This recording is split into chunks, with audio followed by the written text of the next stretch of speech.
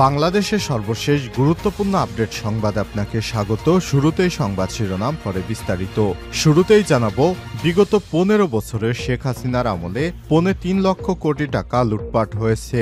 প্রথম আলোর প্রতিবেদন, প্রকল্পে 15 বছরে 3.25 লক্ষ কোটি টাকা লুটপাট করেছে বিগত সরকার। বিগত সরকার আমলে উন্নয়ন প্রকল্পের নামে প্রায় 3.25 লাখ কোটি টাকা অপচয় বা নষ্ট করা হয়েছে এবং পাচার করা হয়েছে। অর্থনৈতিক বিষয় নিয়ে সরকারের শ্বেতপত্রে প্রকল্পের নামে টাকা অপচয়ের এমন চিত্র উঠে এসেছে। প্রতিবেদনটি আপনাদের সামনে হুবহু তুলে ধরা হচ্ছে, সঙ্গেই থাকুন। এরপর জানাবো, বিদেশি শক্তির মাধ্যমে 21শে আগস্টে হামলা চালানো হয়েছিল, অভিযোগ করলেন বিএনপির জাতীয় স্থায়ী কমিটির সদস্য মির্জা আব্বাস। এবারে জানাবো, জাতীয় ইস্যুতে সকল জনগণের ইস্পাত কঠিন ঐক্য প্রয়োজন, বললেন বাংলাদেশ জামাত ইসলামের আমির। বাংলাদেশ জামাতে ইসলামের আমির ডক্টর শফিকুর রহমান বলেছেন, জাতীয় ইস্যুতে সকল জনগণের ইস্পাত কঠিন ঐক্য প্রয়োজন। তিনি বলেন, এদেশ কারো একার নয়, সবার দেশ। 15 বছরের জঞ্জাল অল্প দিনে মুক্ত হবে না। সবাইকে ধৈর্য এবং সংযত থাকার আহ্বান জানিয়েছেন বাংলাদেশ জামাত ইসলামের আমির।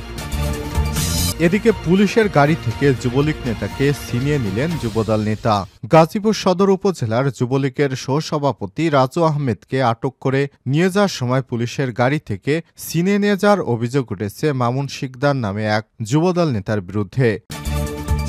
এবারে জানাবো, 4 সমুদ্র বন্দর থেকে নামল সতর্ক সংকেত। জোরোহা বয়ে যাওয়ার আশঙ্কা না থাকায় দেশের 4 সমুদ্র বন্দর থেকে সতর্ক সংকেত নামিয়ে ফেলতে বলা হয়েছে, জানিয়েছে আবহাওয়া অধিদপ্তর। আজ আবহাওয়া অধিদপ্তরের সামুদ্রিক আবহাওয়ার পূর্বাভাসে সব তথ্য জানানো হয়েছে।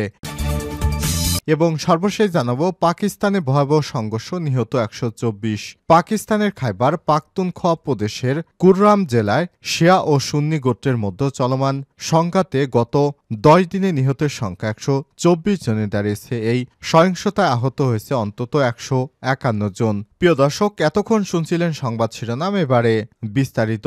তবে তার আগে বন্ধুরা, অনুরোধ থাকবে সংবাদটিতে একটি লাইক দিন। এই চ্যানেলে আপনি নতুন হয়ে থাকলে আমাদের সংবাদটি দেখতে দেখতে চ্যানেলটি সাবস্ক্রাইব করে রাখুন। কমেন্ট করে বন্ধুরা আপনার মূল্যবান মতামত জানিয়ে দিন আপনি বিশ্বের কোন দেশ থেকে বা বাংলাদেশের কোন স্থান থেকে আমাদের সংবাদটি দেখছেন এবং শুনছেন। এবারে বিস্তারিত।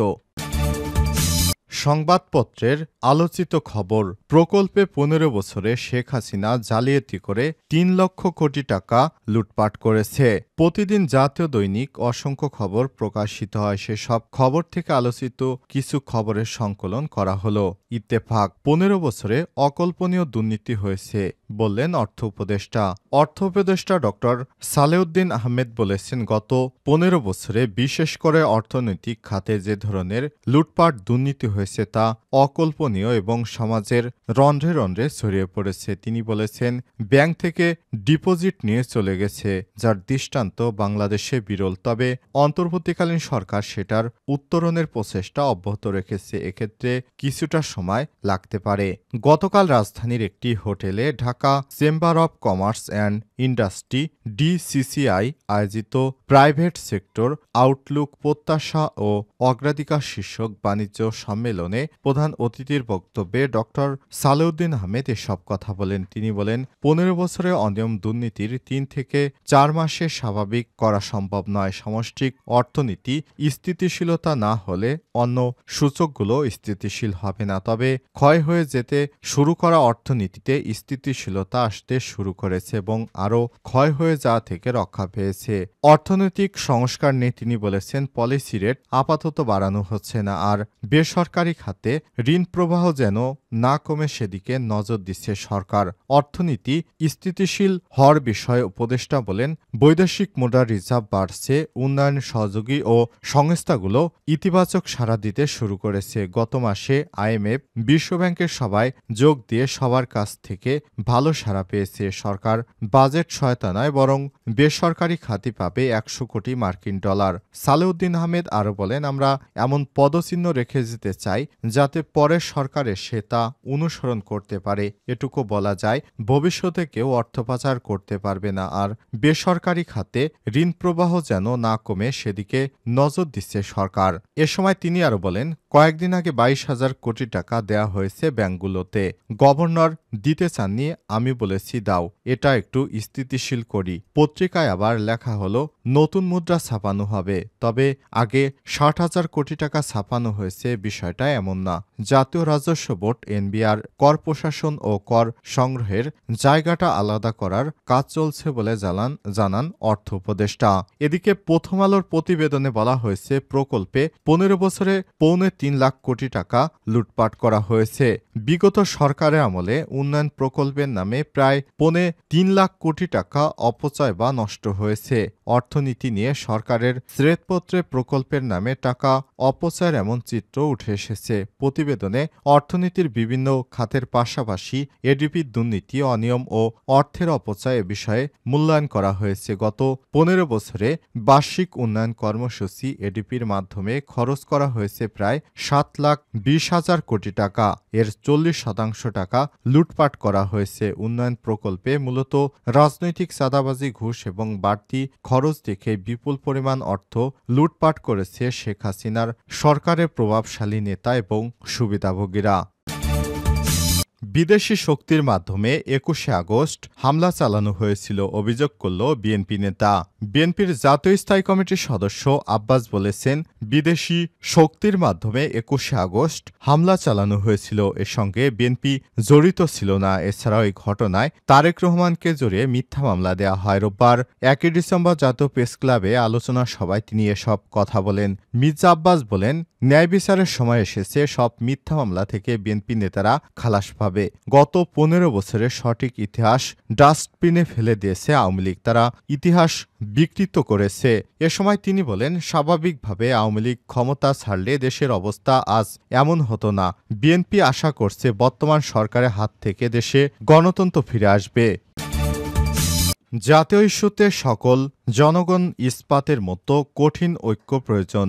জামাতের আমির বাংলাদেশ জামাত ইসলামের আমির ডা. শফিকুর রহমান বলেছেন, জাতীয় ইস্যুতে সকল জনগণের ইস্পাত কঠিন ঐক্য প্রয়োজন। তিনি বলেছেন, এদেশ কারো একার নয়, সবার।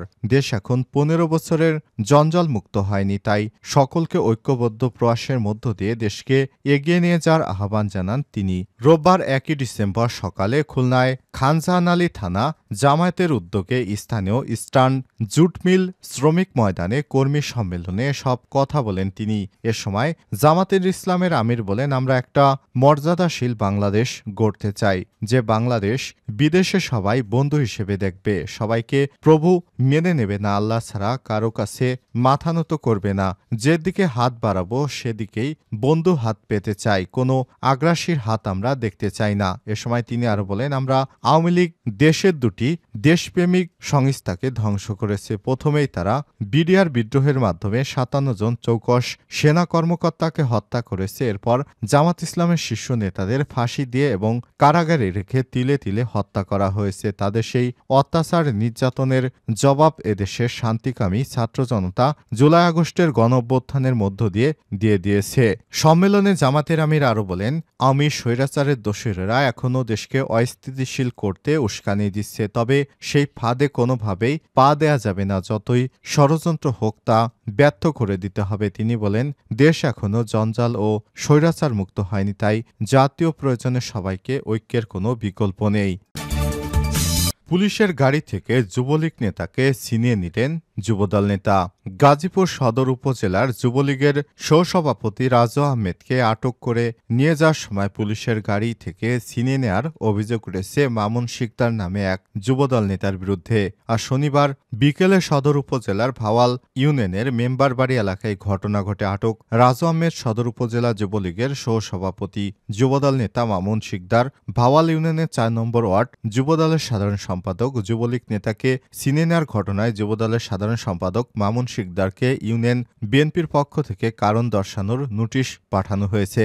ভাওয়াল ইউনিয়ন যুবদলের আহ্বায়ক শফিকুল ইসলাম শরীফ ও আহ্বায়ক সচিব রফিকুল ইসলাম রবিনের স্বাক্ষরিত এক নোটিশে বলা হয়েছে, ভাওয়ালগড় ইউনিয়নের ৪ নম্বর ওয়ার্ড যুবদলের সাধারণ সম্পাদক সংগঠনের গঠনতন্ত্র বিরোধী কার্যকলাপে অভিযোগের কারণ দর্শানোর নোটিশ প্রদান করা হয়েছে। সংশ্লিষ্ট ব্যক্তিকে আগামী ৩ ডিসেম্বরের মধ্যে ভাওয়াল ইউনিয়ন যুবদল শাখায় লিখিত জবাব দিতে বলা হয়েছে। নোটিশ আর উল্লেখ করা হয়েছে, সংগঠন বিরোধী কার্যকলাপের জন্য যথাযথ জবাব প্রদান না করলে ভবিষ্যতে সাংগঠনিক ব্যবস্থা গ্রহণ করা হবে।